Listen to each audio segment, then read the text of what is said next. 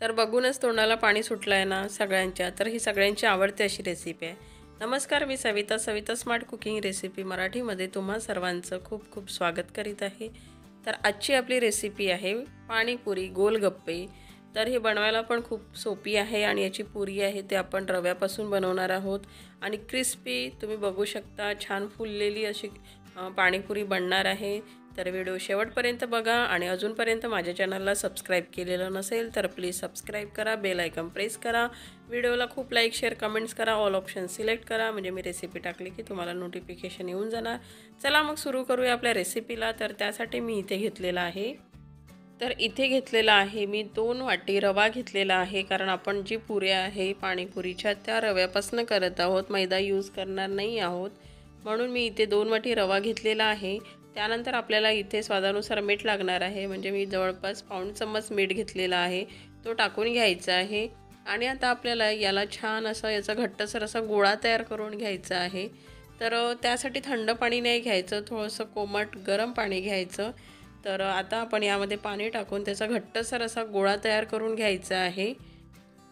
आणि यामध्ये ना थोडं थोडं पाणी घ्यायचं. जर तुम्ही एका वेळेला खूप पाणी घेतलं आणि तो ढिला पण होऊ शकतो, त्यामुळे थोडं थोडं जवळपास मी इथे 3 आणि 3.5 चम्मचच इथे पाणी पूर्ण सारणसाठी घेतलेलं आहे आणि इतकं पाणी याला सफिशियंट आहे. आता यामध्ये आपण याचा छान घट्टसर गोळा बनवू शकतो.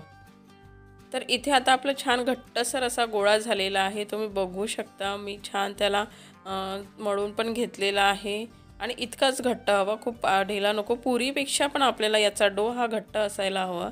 तर आता आपण याला 30 मिनटं छान झाकून कापडाने याला 30 मिनटं रेस्ट व्हायला ठेवून द्यायचं आहे. तुम्ही बघू शकता मी बोट लावल्याच्या नंतर तो हळूहळू बाउन्स होऊन वरती येतं.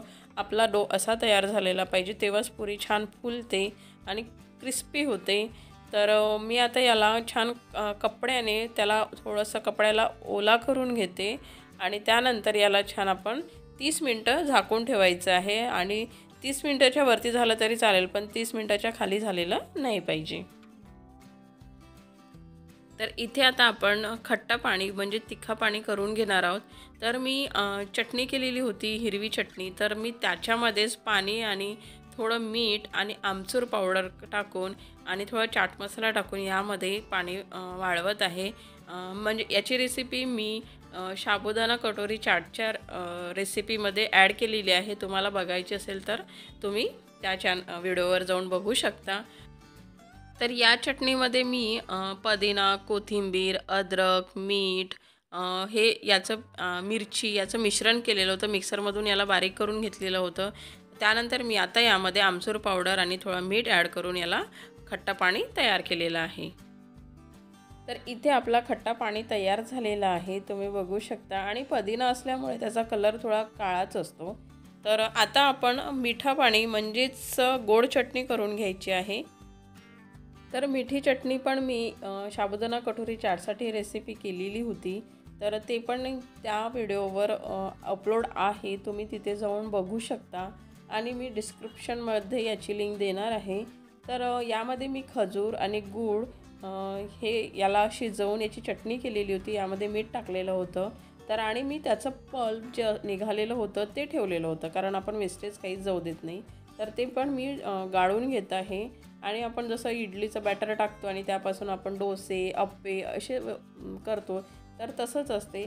तुम्ही ह्या चटणी केली की कटोरी चाट, पापडी चाट ह्या वस्तू करू शकता, पाणीपुरी करू शकता. म्हणजे एका रेसिपीमध्ये 2-3 साहित्य आपले 2-3 पदार्थ होऊ शकतात. तर यामध्ये मी आता पुन्हा थोडंसं मीठ ॲड करणार आहे आणि आपली मिठी चटणी म्हणजेच मिठा पाणी तयार होणार आहे. तर तुम्ही बघू शकता इथे आपलं मिठा पाणी तयार आहे आणि टेस्टला खूप छान झालेलं आहे. तर मी इथे इमली नाही टाकली आहे, तुम्ही इमलीची चटणी पण ॲड करू शकता, त्यामुळे पण छान पाणी लागतो. मी इमली खात नाही त्यामुळे मी इमली नाही टाकलेली आहे.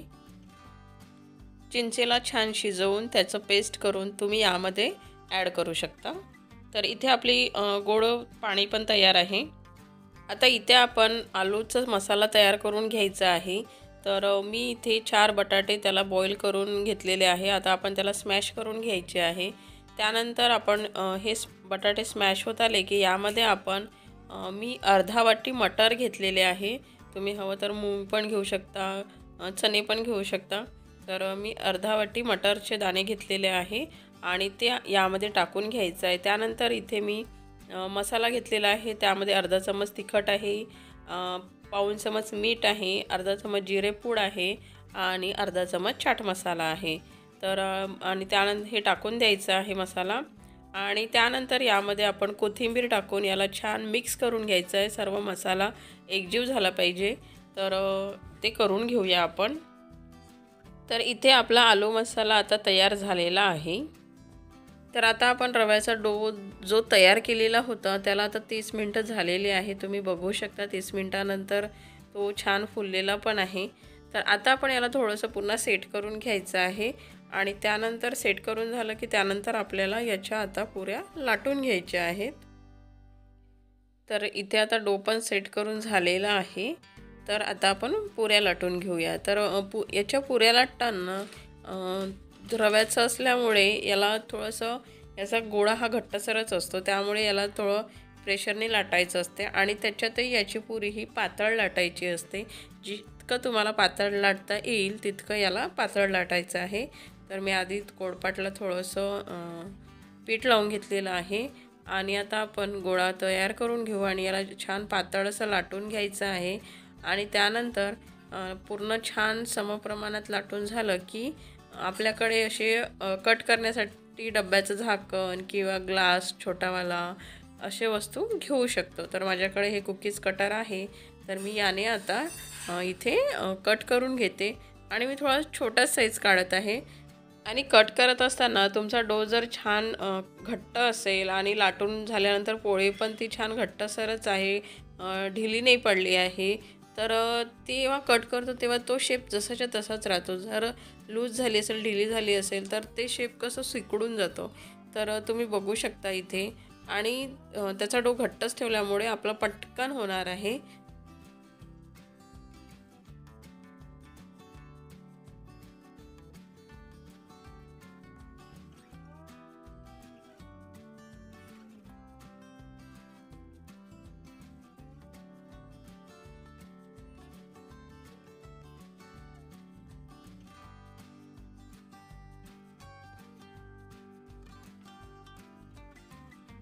तर आता इथे आपल्या सर्व पुऱ्या झालेल्या आहे. आता आपण याला तळून घेऊया. तर इथे आता आपलं मीडियम फ्लेमवरच मी तेल गरम करून घेतलेलं आहे आणि तुम्ही बघू शकता तेल गरम झालेलं आहे आणि आता आपण यामध्ये पुऱ्या तळून घ्यायच्या आहे. तुम्ही बघू शकता तेलात टाकल्या पुऱ्या छान फुलायला लागल्या आहे. याला आपण अलटत पलटत छान ब्राऊन होईस्तोपर्यंत पुऱ्या तळून घ्यायच्या आहेत आणि छान क्रिस्पी करून घ्यायच्या आहेत. आणि गॅसची फ्लेम ही मीडियम फ्लेमवरच याला तळायचं आहे. तुम्ही हाय फ्लेमवर पुऱ्या तळायच्या नाहीत. तर इथे आता आपल्या पुऱ्या छान तळत आलेल्या आहेत. तर आता आपण याला बाहेर काढून घ्यायचं आहे आणि याच पद्धतीने संपूर्ण पुऱ्या तळून घ्यायच्या आहेत आपल्याला. आणि तुम्ही बघू शकता छान फुललेल्या आहेत, टम्म झालेल्या आहेत.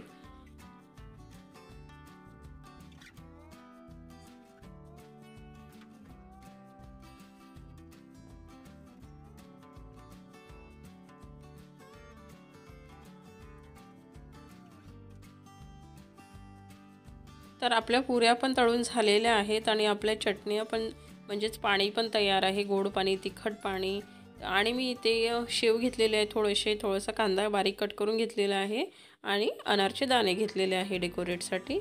तर आता आपण पाणीपुरीची प्लेट तयार करून घेऊया.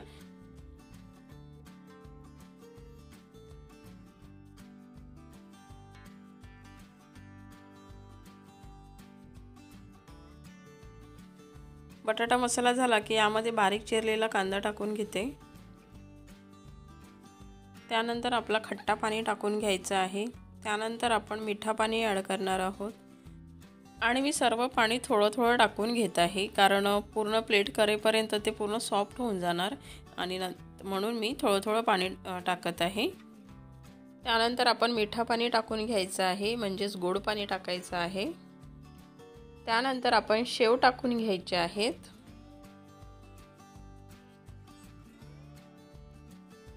नंतर अनारदाना टाकून घ्यायचा आहे. हे ऑप्शनल आहे, तुम्ही स्किप पण करू शकता. पण मला आवडतात तर मी इथे टाकत आहे। तर इथे आपली चटपटी पाणीपुरी प्लेट तयार आहे। तुम्हाला जेव्हा खायचं राहते तेव्हा वाटेमध्ये पाणी घ्यायचं, त्याच्यात पुन्हा पाणी टाकून मस्तपैकी तुम्ही याचा आस्वाद घेऊ शकता।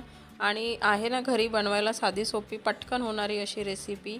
तर चला मग रेसिपी कशी वाटली ते मला कमेंट्स करून सांगा। आणि अशाच छान छान रेसिपीज बघण्यासाठी माझ्या चॅनलवर जर नवीन असाल तर प्लीज सबस्क्राईब करा, बेल आयकॉन प्रेस करा, ऑल ऑप्शन सिलेक्ट करा आणि व्हिडिओला खूप लाईक शेअर कमेंट्स करा। Thank you for watching.